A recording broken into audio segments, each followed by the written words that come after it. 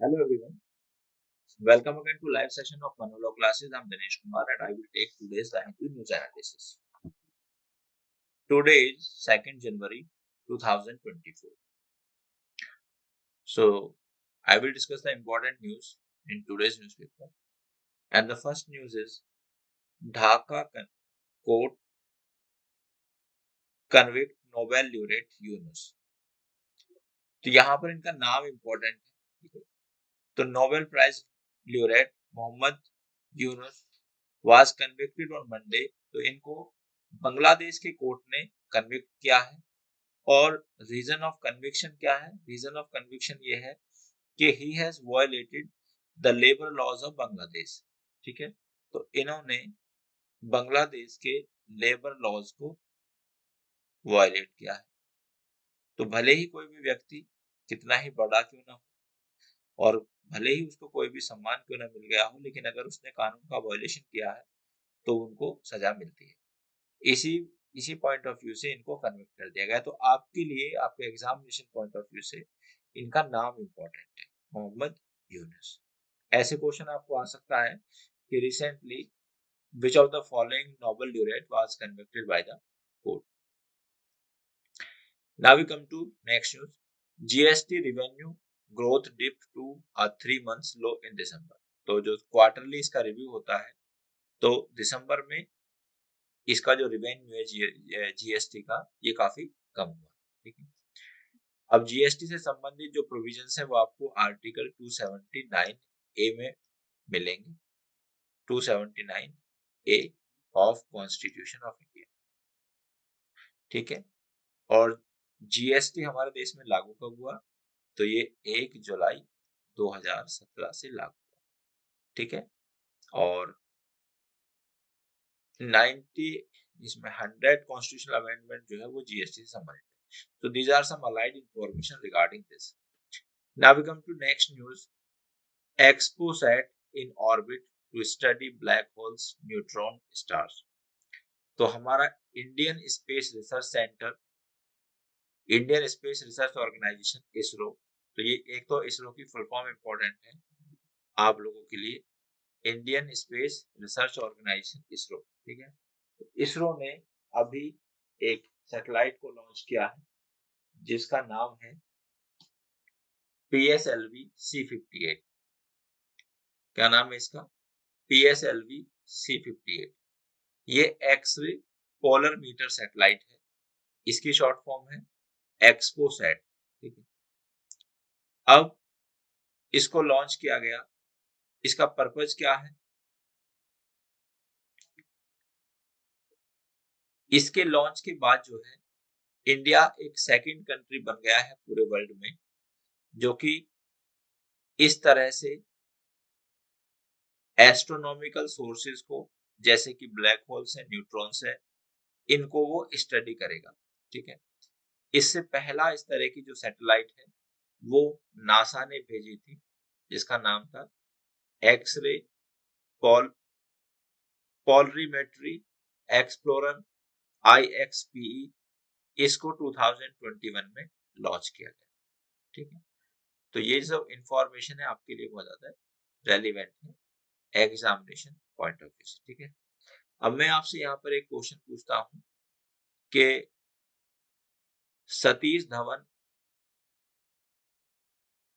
Space centre जो है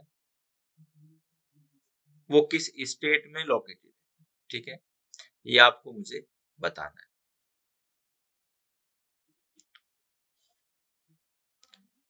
Now we come to next news.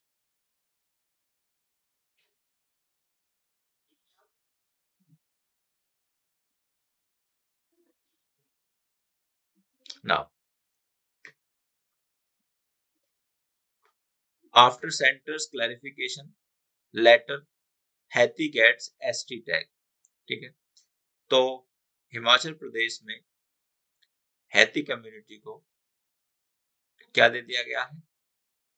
एक ST का टैग दे दिया गया। अब इसके बारे में हम दो इंपॉर्टेंट इंफॉर्मेशन है। पहला क्वेश्चन तो बनता है यहां से करंट जीके से। ठीक है, और दूसरा क्वेश्चन बनेगा यहाँ पर स्टैटिक जीके से। स्टैटिक जीके कह सकते हैं आप उसको, या आप उसको कॉन्स्टिट्यूशन बोल सकते हैं, या उसको आप लीगल अवेयरनेस भी बोल सकते हैं। ठीक है।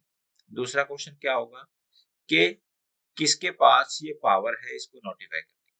तो बेसिकली यहाँ पर डिक्लेरेशन जो होती है वो प्रेसिडेंट करते हैं, और इसके लिए अगर कोई पीपल या कुछ लोग इस तरह की डिमांड करते हैं कि उनको एसटी का स्टेटस दिया जाए, या उनको एससी का स्टेटस दिया जाए, या ओबीसी का स्टेटस दिया जाए, तो उनकी डिमांड के आधार पर हमारे जो प्रेसिडेंट हैं वो एक कमीशन बनाते हैं, कॉन्स्टिट्यूट करते हैं for the purpose of inquiry. ठीक है। तो वो कमीशन उन लोगों की जो सोशियो इकोनॉमिक कंडीशन है, या वो सारे क्राइटेरियाज हैं जिसके आधार पर किसी पर्सन को एससी या एसटी स्टेटस दिया जा सकता है, वो उसकी इंक्वायरी करते हैं उस मामले में, और वो रिपोर्ट सबमिट करते हैं प्रेसिडेंट को। ठीक है। फिर ये रिपोर्ट पार्लियामेंट के दोनों हाउसेज में जाती है, और अगर ये वहां पर अप्रूव हो जाती है तब अकॉर्डिंगली कंसर्न डिपार्टमेंट को ये ऑर्डर दिया जाता है कि वो जो लिस्ट है जिसमें कि उस कम्युनिटी के लोग हैं, ठीक है, उसको अमेंड कर दिया जाए। ठीक है। तो कमीशन इशू करने की जो पावर है वो प्रेसिडेंट के पास article 340 of constitution of India. Hit and run law truckers old protest, ये इंपॉर्टेंट है। देखिए जैसे आप जानते हैं कि हमारे अब 3 इंपॉर्टेंट कानून आईपीसी, जिसको हम बोलते हैं भारतीय सुरक्षा संहिता, सीआरपीसी और एविडेंस, तीनों को बदल दिया गया है, और इनके हमने डिफरेंट वर्जन हम ले आए। सो अब यहाँ पर ये जो न्यूज है, hit and run law truckers hold protest, अब ऐसा क्यों हुआ? तो इसमें आप देखें कि हमारे जो ओल्ड आईपीसी है उसमें एक था सेक्शन 304 ए, जो डील करता था डेथ कॉज्ड बाय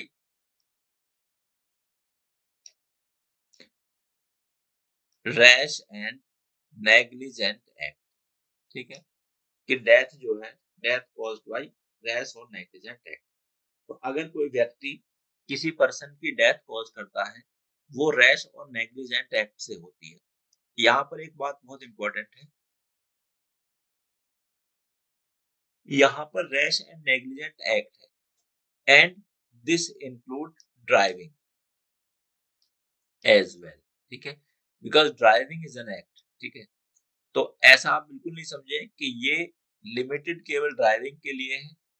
अगर कोई व्यक्ति किसी भी प्रकार से किसी की डेथ कॉज करता था नेग्लिजेंटली और रैश एक्ट के द्वारा, मतलब बहुत ज्यादा लापरवाही के द्वारा काम करने के बाद किसी की वो डेथ कॉज करता था, तो वो पर्सन जो है उसको 2 साल तक की पनिशमेंट मिलती थी। The maximum punishment was up to 2 years only. ठीक है।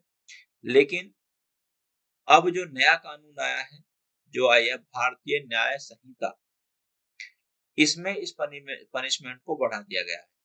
अब पनिशमेंट क्या हो गया है?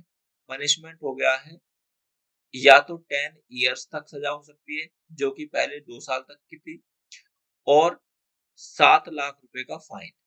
ठीक है। अब इसके लिए जो बहुत सारे ट्रक ड्राइवर्स हैं उन्होंने प्रोटेस्ट किया। ठीक है। तो पहले अगर किसी पर्सन से किसी का एक्सीडेंट होता था, किसी की डेथ होती थी, तो उसको 2 साल तक की मैक्सिमम पनिशमेंट मिलती थी, लेकिन अब ये पनिशमेंट बहुत ज्यादा बढ़ा दी गई है। इसलिए ये लोग इसके प्रोटेस्ट कर रहे हैं इसके रिगार्डिंग। ठीक है। Jagannathpuri temple dress code comes into effect, no short skirt sleeveless dress. तो यहाँ पर जो जगन्नाथपुरी टेम्पल है उसमें ड्रेस कोड को लागू कर दिया गया है। अब हम इसको एक लीगल पॉइंट ऑफ व्यू से डिस्कस करेंगे कि क्या इस तरह का ड्रेस कोड लागू करना ये जो है किसी आर्टिकल में फॉल करता है, या ये जो डिवोटीज हैं उनके किसी फंडामेंटल राइट का वायलेशन करता है। फॉर एग्जाम्पल अगर हम देखें, आर्टिकल 14 है हमारा, वो right to equality before law और इक्वल प्रोटेक्शन ऑफ लॉज की बात करता है। कि मतलब हम सब लोगों के पास इक्वलिटी बिफोर लॉ है और इक्वल प्रोटेक्शन ऑफ लॉज है। अब आर्टिकल 15 कहता है कि आप रिलीजन, रेस, कास्ट, सेक्स और प्लेस ऑफ बर्थ के आधार पर कोई भी डिस्क्रिमिनेशन नहीं कर सकते। आर्टिकल 21 कहता है right to life and personal liberty.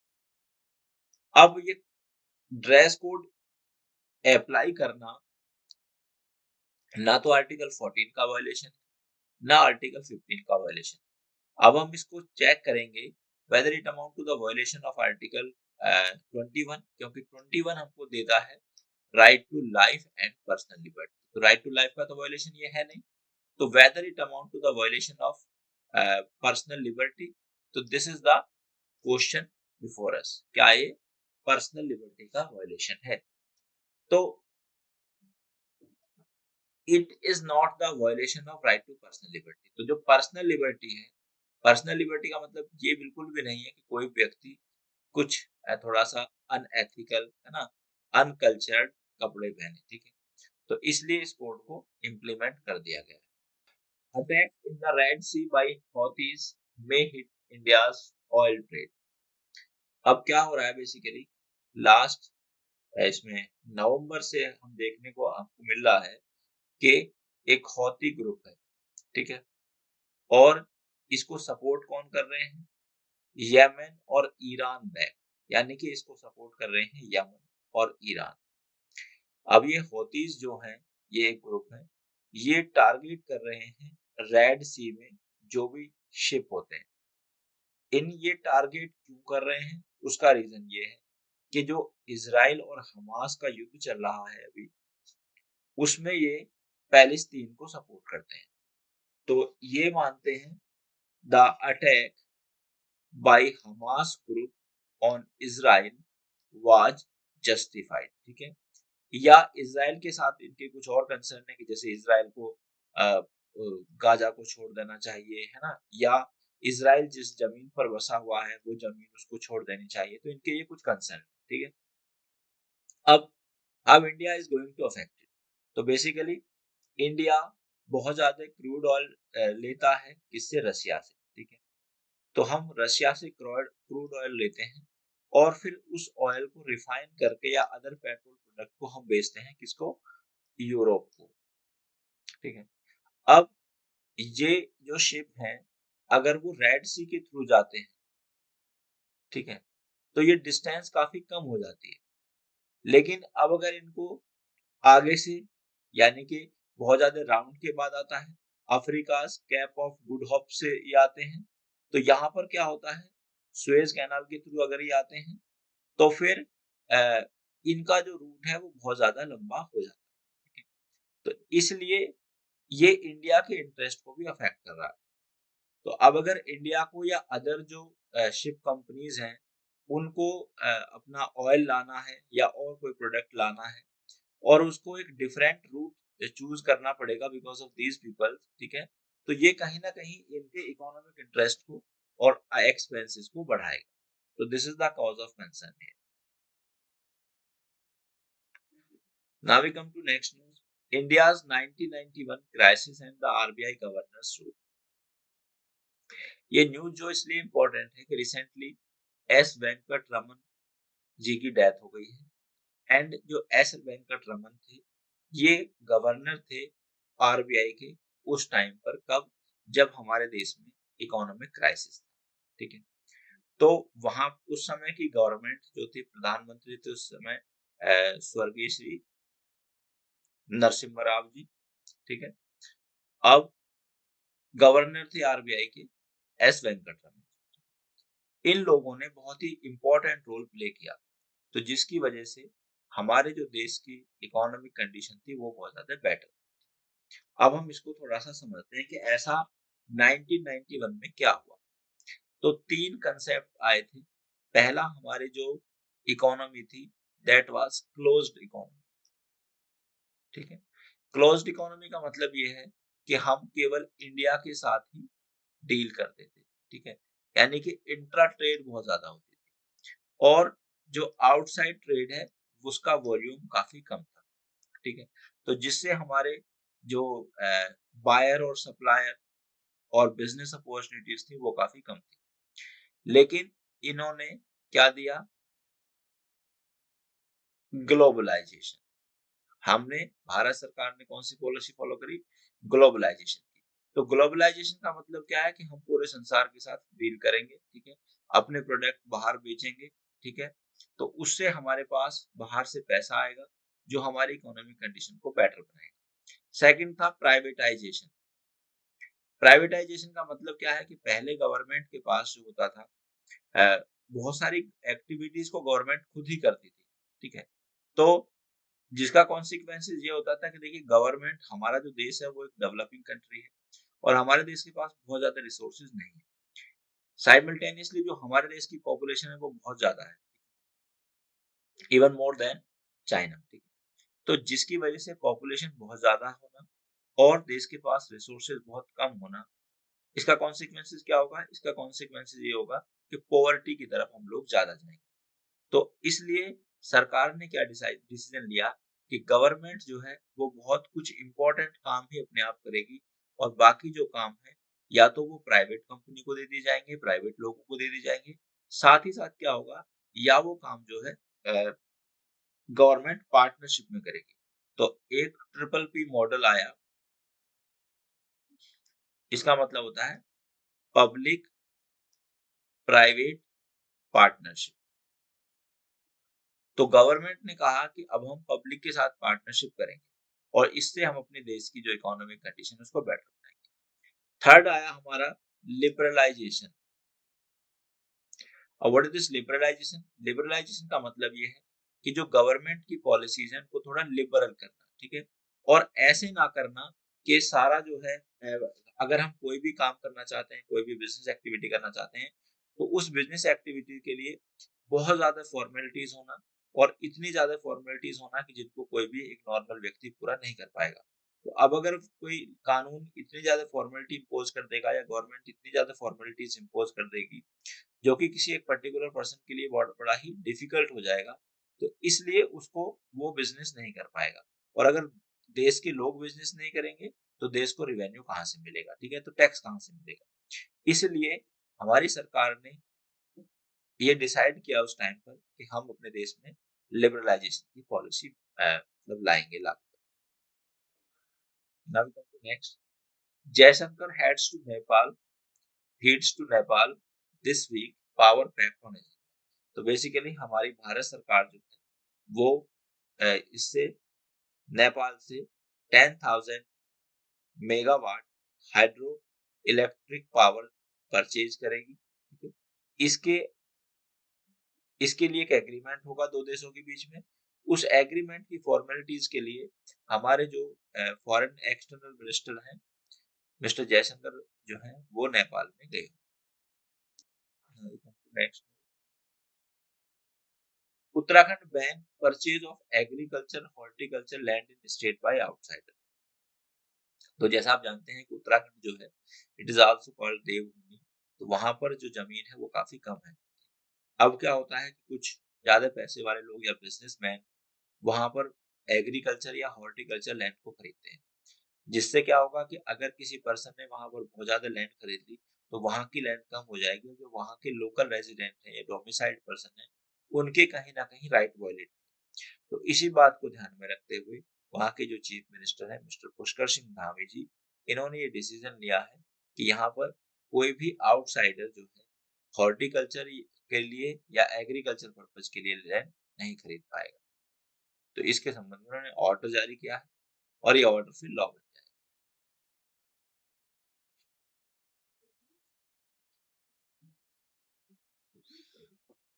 Now we come to next news. First girl Sainik school opened in Mathura with 870 student, ठीक है। अब देखिएगा हमारे देश में एक होते हैं सैनिक स्कूल जो कि अब उनकी एक्सीलेंस के लिए जाने जाते हैं और अब हमारी सरकार ने और we can say the government of India ने ये डिसीजन लिया है कि वो 100 न्यू सैनिक स्कूल खोलेगी in the partnership with non government organisation, private and state government, ठीक है। तो अब इस तरह के स्कूल में से 42 ऑलरेडी एस्टेब्लिश हो चुके हैं। अब एक नया बना है मथुरा में, जिसमें ये गर्ल्स के लिए ही स्कूल होगा और इसमें सारी जो गर्ल्स हैं जो एजुकेशन लेंगी, तो ये उनके लिए प्रिपरेशन कर रहे हैं कि कल को अगर कोई गर्ल आर्मी ज्वाइन करना चाहती है तो she can take the good study और she can take the better education from such schools. ठीक है, अब अगर हम इसका एक स्टैटिक एस्पेक्ट देखें तो राइट टू एजुकेशन जो है वो एक फंडामेंटल राइट है, जो कि article 21A of constitution of India में दिया गया है। ये 86 कॉन्स्टिट्यूशनल अमेंडमेंट 2002 से लागू किया गया और ये कहता है कि 6 to 14 ईयर्स के जो स्टूडेंट्स हैं उन सबको फ्री एंड कंपलसरी एजुकेशन मिलेगी, ये हमारा कॉन्स्टिट्यूशन कहता है। FIR in rape cases involving minors should not be dealt with mechanically। तो ये हमारे ऑनरेबल दिल्ली हाई कोर्ट का डिसीजन है कि जो FIR होती हैं जिनमें कि विक्टिम माइनर होता है ना, तो उन केसेस को मैकेनिकली डील नहीं करना चाहिए। मतलब उनको हमें एक सिंपैथेटिकली और एक थोड़ा ये देखना चाहिए कि अगर किसी बच्चे के साथ या किसी माइनर के साथ कोई ऑफेंस हुआ है तो उसका उसके माइंड पर क्या इफेक्ट रहा।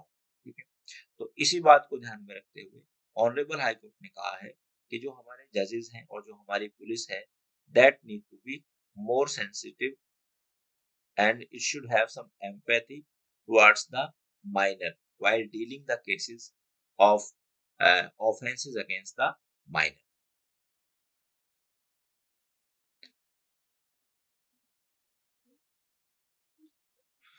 Now, Israel top court strike down key government legal reform। ठीक है, तो इसराइल के जो कोर्ट हैं, कोर्ट में 15 जजेस थे, 15 में से 8 जजेस ने ये डिसीजन दिया कि पार्लियामेंट ने रिसेंटली एक वहां पर कानून बनाया था which scrap the reasonableness clause used by the court to overturn government decisions which are deemed unconstitutional। तो बेसिकली पहले ये एक पावर थी उसके इजराइल के कोर्ट के पास, रीजनेबलनेस क्लॉज। अब ये रीजनेबलनेस क्लॉज क्या था कि अगर कोई कानून पार्लियामेंट ने पास किया है, मतलब इजराइल की पार्लियामेंट ने पास किया है और कोर्ट को ऐसा लगता है कि वो कानून कॉन्स्टिट्यूशन के अगेंस्ट है,